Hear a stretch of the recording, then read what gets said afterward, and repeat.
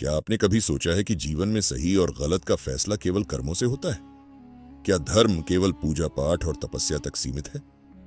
पद्म पुराण की एक अद्भुत कहानी धर्मव्याध की हमारी इस सोच को पूरी तरह पलट कर रख देती है। एक कसाई कैसे धर्म का प्रतीक बन सकता है? आइए आज हम इस रहस्य से पर्दा उठाते हैं। ध्यान दीजिए, यह कहानी आपके दिल और दिमाग को हिलाकर रख देगी, क्योंकि यह न सिर्फ एक प्राचीन कथा है बल्कि हमारे आज के जीवन पर भी गहरा असर डालता है। क्या आप तैयार हैं ऐसी कहानी के लिए जो आपके जीवन का नजरिया बदल देगा? लेकिन रुको, क्या आपको लगता है कि एक कसाई यानी वो इंसान जो जीवों को मारता है धर्म का प्रतीक हो सकता है? हंसी आ रही है? चलिए देखते हैं ये कहानी आपको हंसने पर मजबूर करती है या सोचने पर। तो कहानी शुरू होती है एक ब्राह्मण कौशिक से, जो अपने तप और साधना में लीन थे।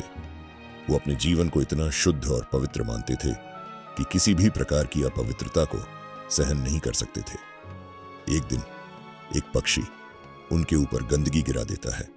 कौशिक अपने ध्यान से जागते हैं और क्रोध में पक्षी को अपनी तपस्या की शक्ति से भस्म कर देते हैं। अब आप सोचिए, यह उनके अहंकार की पहली झलक थी और यहीं से शुरू होती है उनकी असली परीक्षा। अहंकार, जिसे हम सब नजरअंदाज कर देते हैं, वही धीरे धीरे हमारे धर्म का अर्थ बदल देता है। एक दिन कौशिक भिक्षा मांगते हुए एक विवाहित स्त्री के घर पहुंचते हैं। विवाहित स्त्री अपनी घरेलू जिम्मेदारियों में व्यस्त थी।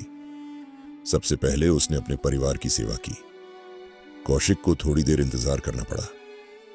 अब सोचिए, एक तपस्वी ब्राह्मण को इंतजार करना पड़े, उसका अहंकार तो उबल पड़ेगा, है ना? आप खुद सोचिए कि आज के जमाने में जब किसी के व्हाट्सएप मैसेज का जवाब देर से आए तो कैसा लगता है।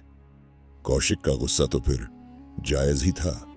कौशिक स्त्री पर क्रोधित हो उठे, लेकिन आश्चर्य तब हुआ जब उसने मुस्कुराते हुए कहा, महात्मन, आप कौन होते हैं क्रोध करने वाले? क्या आप ये सोचते हैं कि आपके तप ने आपको इतना शक्तिशाली बना दिया है कि आप दूसरों का अपमान कर सकते हैं?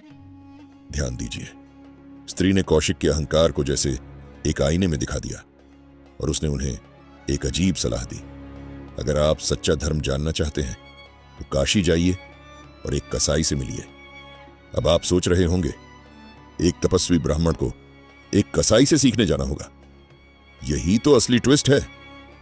आखिर क्या ऐसा हो सकता है कि एक कसाई धर्म का सच्चा अर्थ जानता हो? लेकिन कौशिक को यह चुनौती स्वीकार करनी पड़ी। उनकी उत्सुकता उन्हें काशी ले गई, जहां उन्हें वो व्यक्ति मिलना था जिसे हम धर्मव्याध के नाम से जानते हैं। अब कौशिक पहुंचे काशी और उनकी मुलाकात हुई धर्मव्याध से। यहां एक बड़ा विरोधाभास था।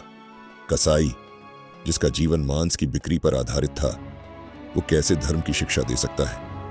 कौशिक के मन में अब भी यही सवाल था। लेकिन जैसे ही उन्होंने धर्मव्याध से संवाद शुरू किया, उनकी सोच बदलने लगी। धर्मव्याध ने कहा, मैं अपने कर्मों का फल जानता हूं, लेकिन मेरा असली धर्म अपने माता पिता और परिवार का पालन करना है।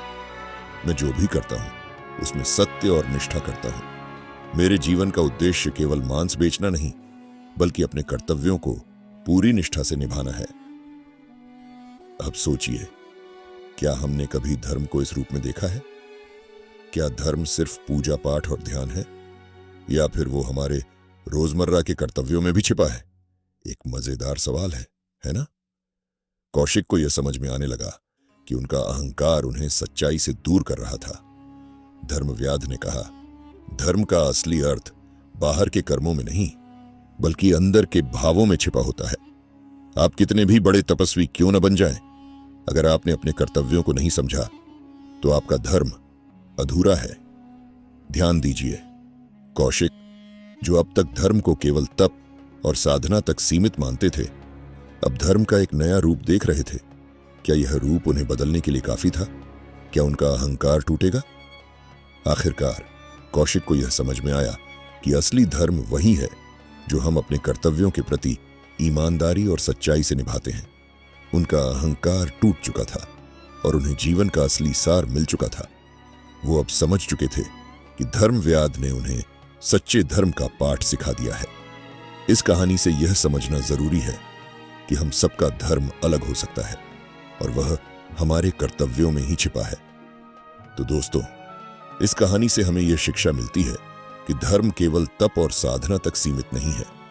असली धर्म वही है जो हम अपने रोजमर्रा के जीवन में अपने कर्तव्यों को निभाने में महसूस करते हैं। हमें अपने परिवार, समाज और अपनी जिम्मेदारियों का ध्यान रखना ही असली धर्म है। लेकिन क्या कौशिक ने इस सच्चाई को पूरी तरह से अपना लिया? और धर्मव्याध की बाकी शिक्षाएं क्या थीं? अगर आप जानना चाहते हैं कि आगे क्या हुआ, तो इस चैनल को सब्सक्राइब करें, क्योंकि हम अगले वीडियो में इस कहानी का दूसरा भाग लेकर आएंगे। अगर यह कहानी आपको पसंद आई हो और सोचने पर मजबूर कर दिया हो, तो इसे लाइक करें, शेयर करें और हमें कमेंट्स में बताएं। यह वीडियो आपको कैसा लगा, हमें आपकी राय जानने का इंतजार रहेगा। अगली बार हम एक और अनोखी और प्रेरणादायक कहानी लेकर आएंगे। तब तक के लिए अपने जीवन के हर छोटे कर्तव्य को धर्म मानकर निभाते रहें। यही असली धर्म है।